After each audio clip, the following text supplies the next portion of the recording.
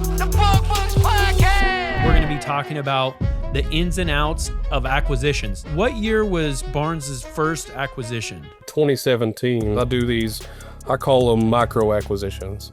So I go after companies that are 3 people or less. I think that's a really good market. How do you find them? Every winter, I have one of my secretaries go on Google and whatever area I'm interested in, pull a list of companies that are in those areas. And then sometimes we can also go into the Tennessee Department of Agriculture database and just look at how many certified applicators are on that charter. And then I'll send out letters letting them know that I'm interested in acquiring a route or some clientele in that area, and they seem like they would be a good fit. With these small acquisitions and people being so familiar with the owners and operators and stuff, is obviously you'd think you'd be concerned about paying a bunch of money for a company and then having a bunch of the clients, the attrition. Yeah. How we do these deals is we don't pay these people up front for their businesses. It's structured out over a 2 to 3 year period on a percentage basis. So if the clientele falls off, then that just eats at their percentage. And so it's in the best interest of the person that sold me the business to keep the clients on the Ferris wheel, or they're not going to be getting paid. What is one thing that, somebody that's never done an acquisition that you want to make sure that they know so that they don't make the same mistake or fall into a trap that you might have? Hey everyone, welcome to the Bug Bux Podcast. I'm your host, Allan Draper. Thankful that you're with me today. I'm really excited about the episode. And today you're going to want to listen all the way to the end because we're going to be talking about the ins and outs of acquisitions. So if you've ever considered acquiring another company or you've acquired another company and are looking to just hear more about it, how other people do it, you're going to want to stay tuned all the way to the end. Also, make sure you check out Bug Bux Plus, BUGBUX. We have some really cool things coming around the corner. We're revamping our program, and you're not going to want to miss that. So go to bugbuxplus.com and check us out. And if you're not a member of our Facebook group, I think we're at 5,300 strong right now, and that's just pest control owners. Make sure you join the conversation there on Facebook, BUGBUX. Jump in there and join us. So without further ado, my guest today is Byron Barnes. He's a second-generation pest control professional from Gray, Tennessee. He began working in the family business in 2011 and took over operations in 2014 at just 22 years old, just following his father's passing. A graduate of Daniel Boone High School and an honors graduate of East Tennessee State University with a degree in business management and a minor in marketing, Byron has continued to grow the business while raising his 8-year-old daughter, Kylie. So with that, Byron, welcome to the show. Thank you for having me. Kylie spells her name kind of interesting. Did I pronounce that correctly? Yeah, Kylie, Kyleigh. Okay, perfect. Which seems I know pretty kids. common spelling here. Is it? Yeah, seems to be. Some people. And so spell you pronounce it Kylie. Yep, Kylie. Mm-hmm. Gotcha. So let's talk. I mean, obviously, family's a really important part of what you guys do, what you continue to do, both at home and taking over the family business. Yeah. You guys were well positioned. Let's start with the transition. When that happened, what were the events surrounding your father's passing and how that happened? I'll give you a little background on the company. My father started Barnes Exterminating in 1986 when he was 29.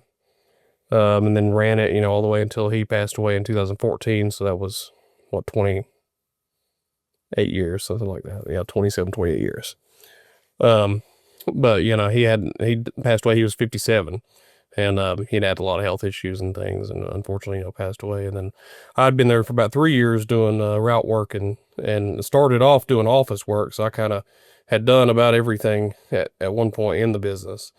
And then after he passed away, went into a partnership with my mother and my sister on the business. And then we did that for about a year, maybe a year and a half. And then I bought their portions out of the business. You started working for Barnes after you graduated from college. No, I was still attending college.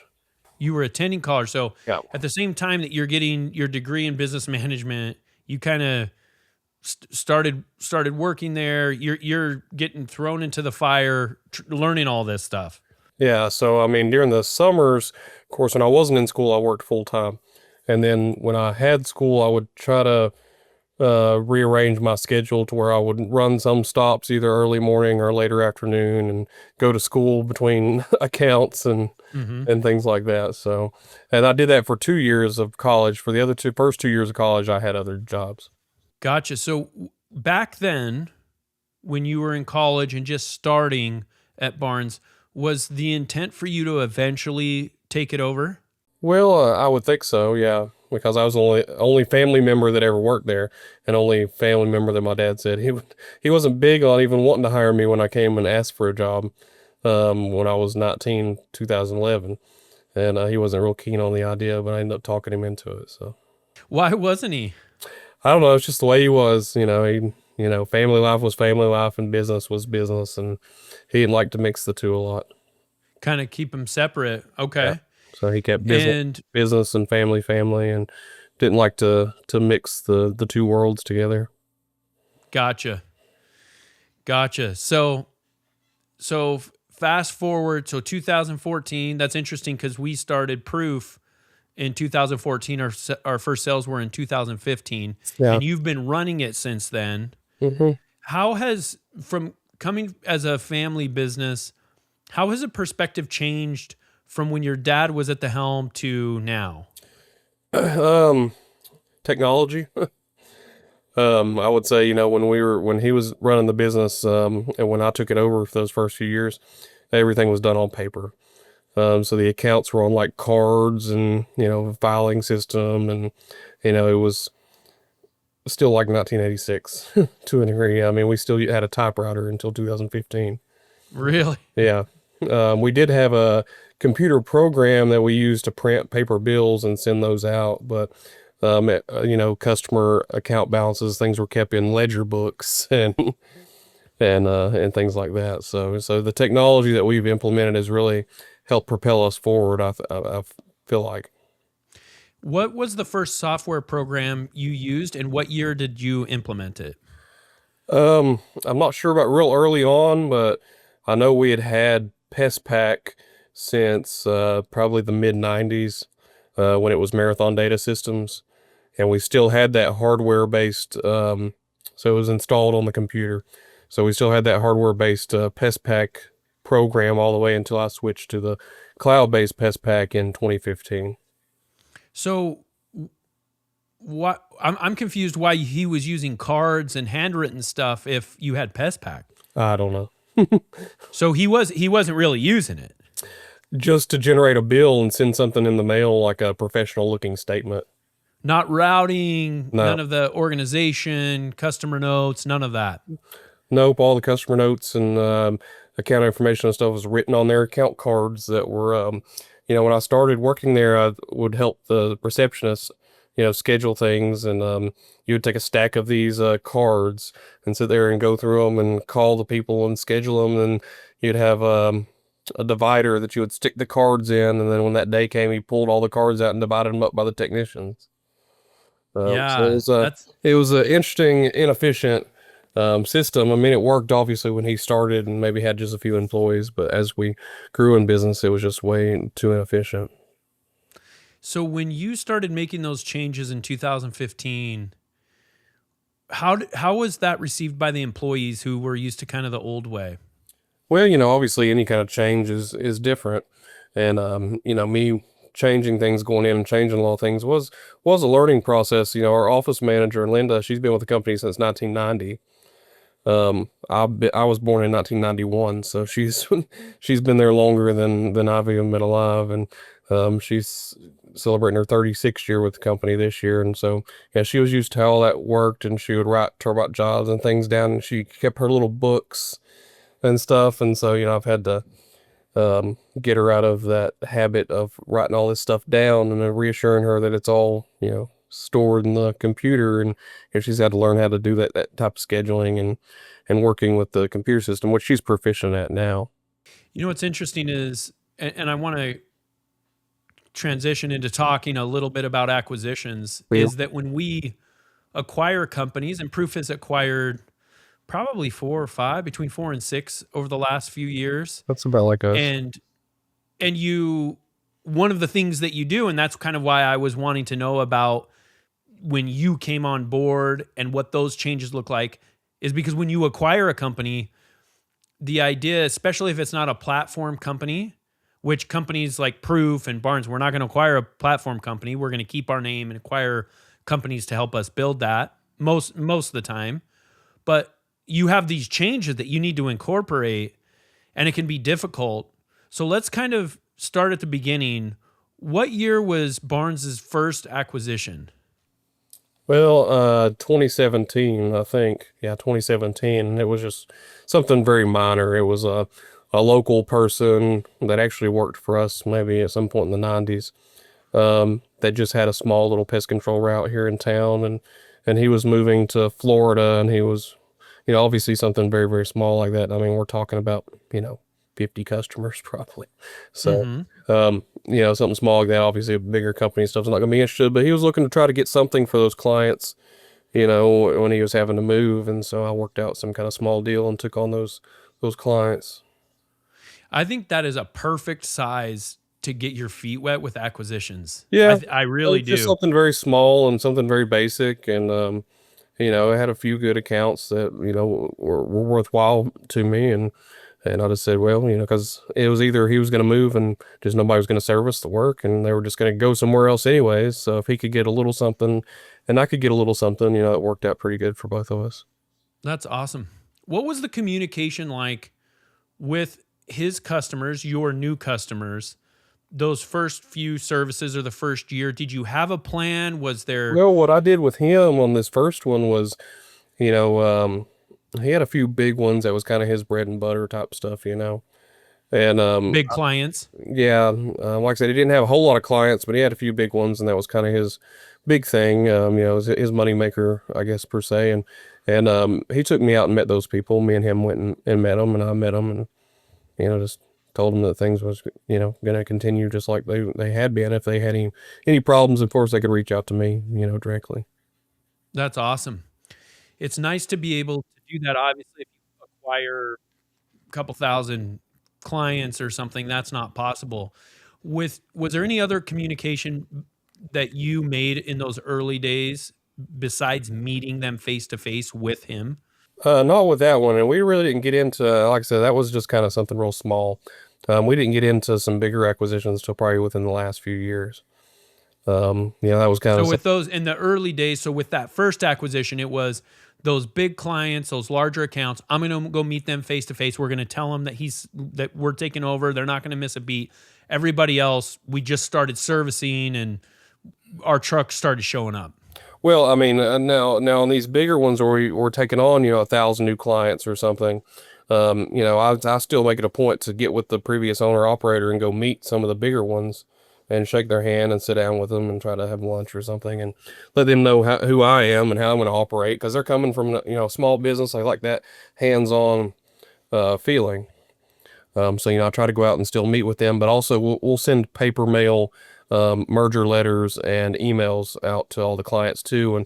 And in those documents, we list, the previous owner's phone number, my cell phone number, and our office number to, with the merger, going forward. If they have any questions, they can reach out to any of the three of those, and we'll, explain anything. So we've tried different things over the years. And there's some things that we know work, some things we know don't work. And then there's a lot of stuff in the middle. And if it's a decent size acquisition for us, we like to, it's ideal for us to say, to take their trucks, their logos, and then over time it will transition from, ABC Pest Control, a Proof company, to Proof Pest Control, and ABC somewhere on the truck, right? And on our logos and things like that, to Proof Pest Control, right? This kind of sliding scale so that people in the beginning, they see, okay, that's the name I recognize, ABC Pest Control. Yeah. But I'm sure you're talking about much larger acquisitions. Exactly. My whole thing is I call them micro acquisitions. So I go after companies that are 3 people or less. I think that's a really good market. How do you find them? Well, so every winter, we get to about November, first part of December, I have one of my secretaries go on Google and whatever area I'm interested in, we pull a list of just companies that are in those areas, and then we kind of decipher based on their online presence, what kind of size they might be. And then sometimes we can also go into the Tennessee Department of Agriculture database and just look at how many certified applicators are on that charter. And so I'll pick out a list of people that are 3 trucks or less, and then I'll send out letters letting them know that I'm interested in acquiring a route or some clientele in that area, and they seem like they would be a good fit. And the reason I send those out in late November, early December is because, one, it's slower time of year, it's Christmas time, it's winter time in our area, so, the bug business is seeing a decrease. So if somebody's thinking about an exit, they're more than likely to respond during that time of year because you got Christmas coming up, money's tighter, people are more stressed. Hey, I'm fed up with this, I'm going to go ahead and retire, get out of it or whatever. So I seem to get a much better response rather than trying to send letters out in the spring or summer when everybody's so busy and it just goes in the trash. They might be able to dwell on it a little more while things are slower and say, well, you know what, I am getting older. Maybe I do need to look at an exit strategy or something like that. Are you still tracking technician performance on spreadsheets or whiteboards? Try the simpler way to track the right metrics.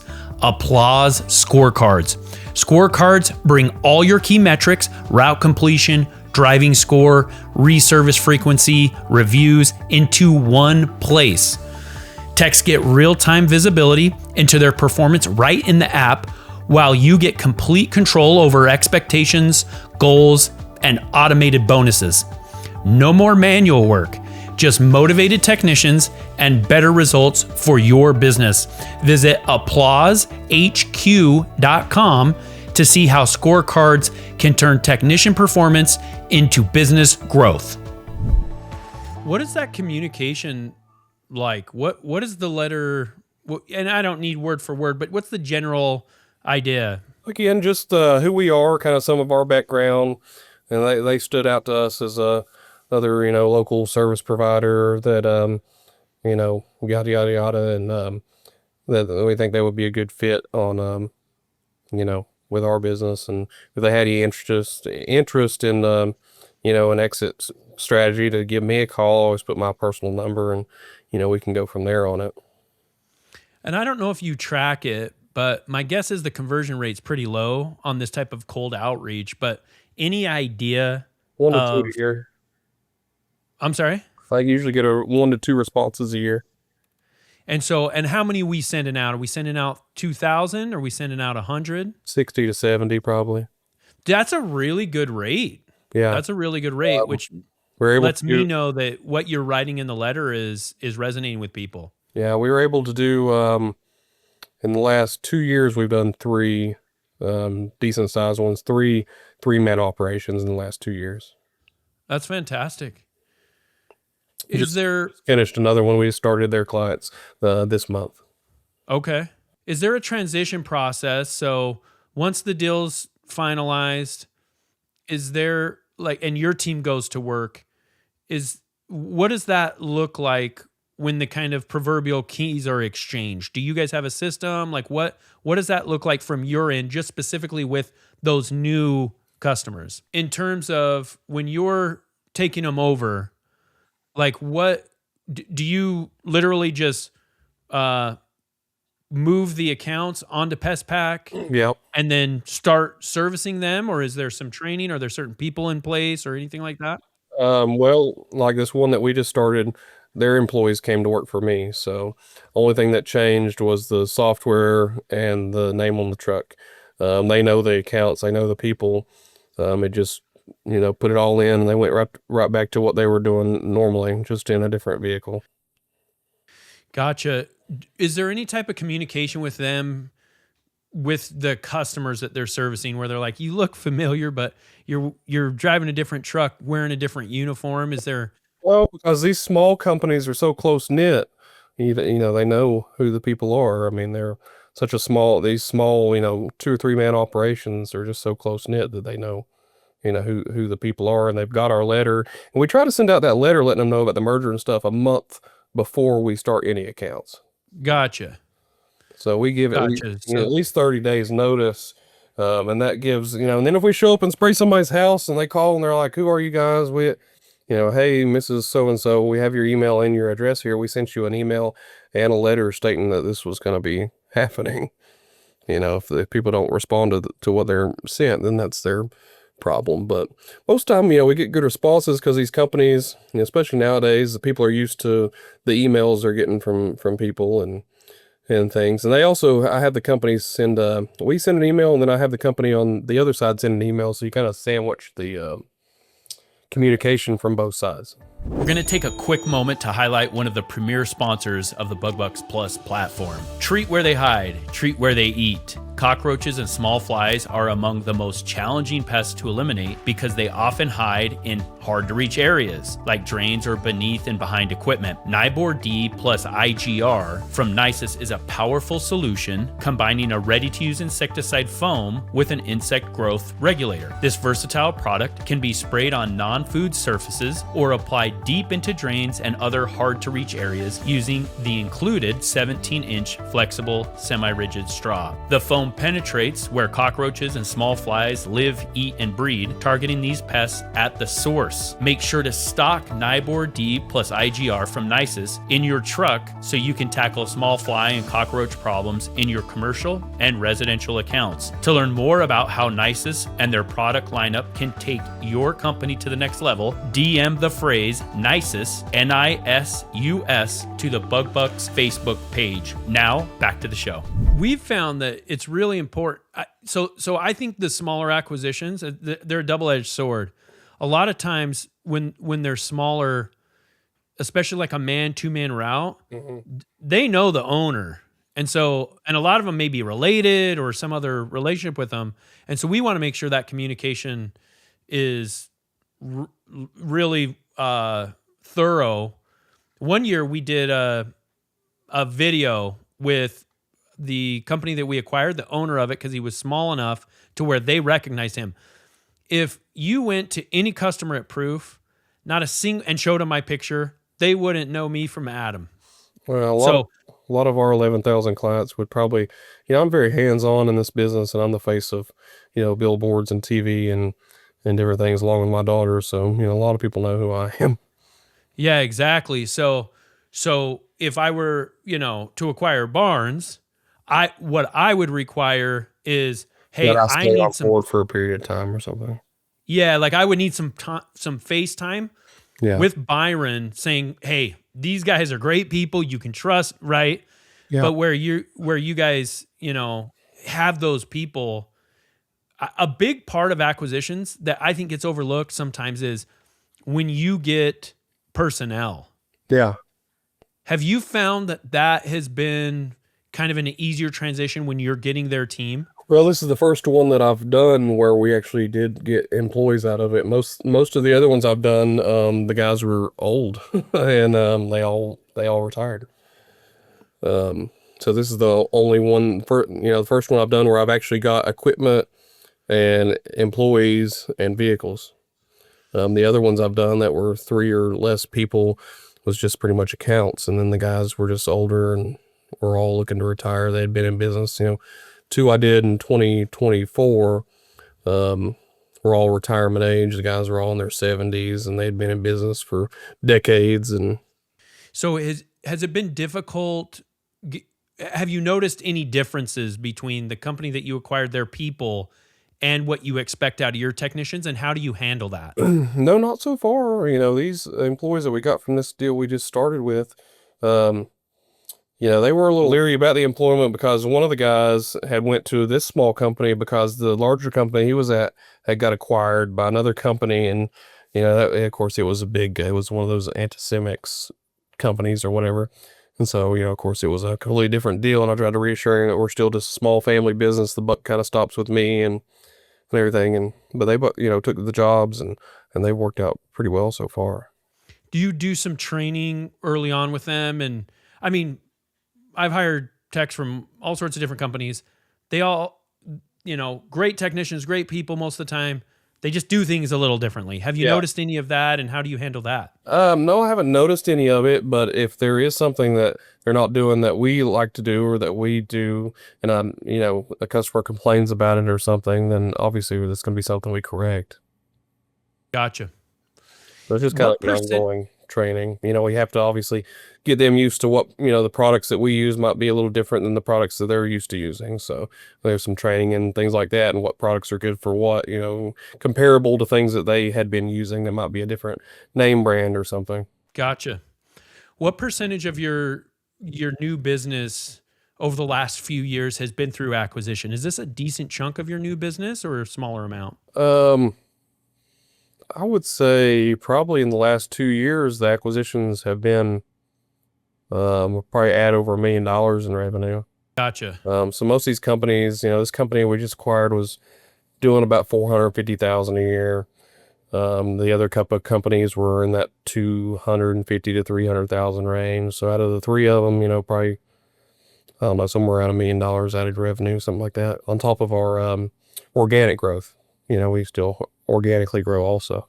That's fantastic that you're sending out letters and getting companies of that size. That's a nice chunk. I've been very blessed to get the responses that I have. Like all of 2025. So I bought two in 2024. I did one deal the first of the year, one deal in the summer, which was kind of an odd thing. That wasn't somebody that actually responded to a letter. That was a local operator that I met at an event, a pest control meeting, and he just so happened to say, "Hey, I heard that you're doing this stuff, and I'm getting older, and I want to look at retirement." So that one is how that happened. I bet there's some value to that name, your Barnes Pest Control. Well, in this area, I like to say we're branded about like Coca-Cola or something. We're branded very well. Of course, we're red trucks. That's all we run is red trucks. We're known as "You can trust the man in the red truck" was kind of a slogan that I came up with.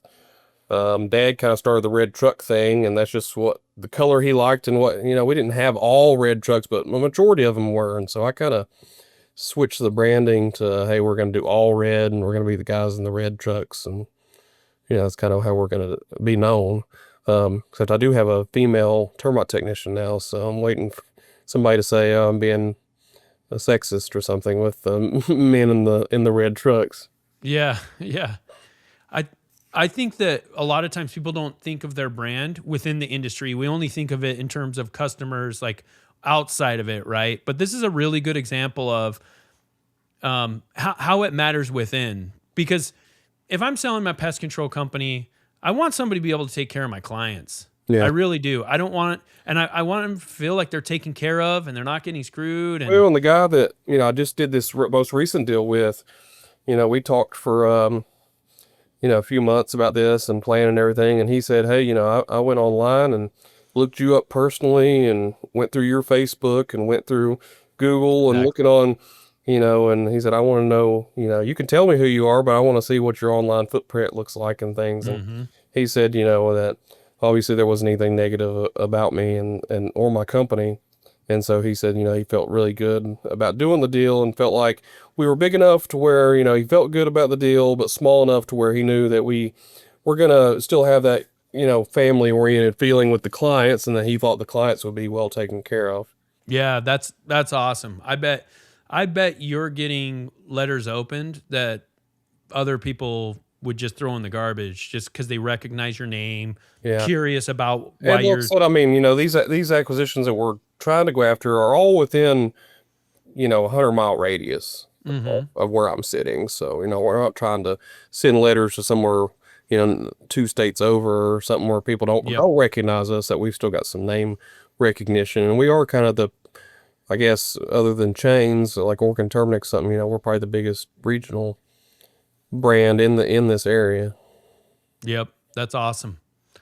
Well, as we're wrapping up here, Byron, what is one thing regarding acquisitions that you've learned over the years that you didn't know, or that you screwed up, or that there was some type of mistake, or that you learned? What is one thing that, somebody that's never done an acquisition that you want to make sure that they know, so that they don't make the same mistake or fall into a trap that you might have? Well, honestly, all my stuff has went so well. I can't really complain about anything too much. Everything's went well. I know on this past one, what I've done before is had some of my girls that work for me put accounts in by hand into PestPack and stuff. And this last one, I let PestPack transfer the data because they had a bunch of credit cards and stuff attached to it, and that was a nightmare. So I would make sure, if you get an acquisition done, that you have a good strategy on how to implement these customers and service notes and things like that if you're switching, softwares. Absolutely. And then, the two companies I did in 24, they didn't have any software at all. So we had to put those in all by hand. They were companies founded in the 50s and the 80s. And so they were still kind of running like we did. One point I wanted to touch on that you didn't ask about was, with these small acquisitions and people being so familiar with the owners and operators and stuff, is obviously you'd think you'd be concerned about paying a bunch of money for a company and then having a bunch of the clients, the attrition. Yeah, for sure. Because if you're getting 600 clients and they know the family that used to do this and stuff, what's to stop, a rogue employee from going and stealing a bunch of those clients or something like that. So one thing we do to help prevent stuff like that is obviously non-solicitation agreements. Mm-hmm. It used to be a non-compete agreement, but really that doesn't hold up very well. So it's kind of been transitioned to non-solicitation agreements. And I've not really had this issue, but how we do these deals is we don't pay these people up front for their businesses. It's structured out over a 2 to 3 year period on a percentage basis. So if the clientele falls off, then that just eats at their percentage. And so it's in the best interest of the person that sold me the business to keep the clients on the Ferris wheel, or they're not going to be getting paid. So we do that structured over a 2 or 3 year period. And then by the time the 2 or 3 years is over with and they've been paid their percentages and everything's mine outright, then the customers are pretty used to who you are and how you're doing business. And they're not very likely to go anywhere after they've been working with you for 3 years. Yeah. No, that's absolutely a huge issue. And that's the thing that I want the listener to know is you can structure it however you want, right? As long as you both agree. There's so many different ways, and the way we've traditionally done it is we've retained a certain amount of whatever the deal was. Pay-go is ideal, where like those deals that you're talking about, where they're a percentage each month for a certain number of, a certain period of time. But you definitely want something in there because you are going to lose some of your customer base. You will. That's natural. Well, that's just the nature of the business. And the smaller these companies are, the more likely that somebody's going to, jump ship. Like keeping these type of agreements in place with the owners and operators where they're getting, a better percentage and things with these clients staying on board helps with that attrition a lot. Yep, absolutely. That's such a great point. Great point to end on. Byron, thanks for your time, man. Best of luck with Barnes and, with your family and everything. Keep up the good work, man. Love that you're part of the group and part of our network, and just keep killing it. Thanks, brother. Man, I appreciate it. Thanks. Thank you so much for listening to the Bug Bux Podcast. If you enjoyed today's episode, please show your support by subscribing and leaving us an honest 5-star rating and review on Apple Podcasts or wherever you listen to podcasts. Thank you, and we'll catch you on the next episode.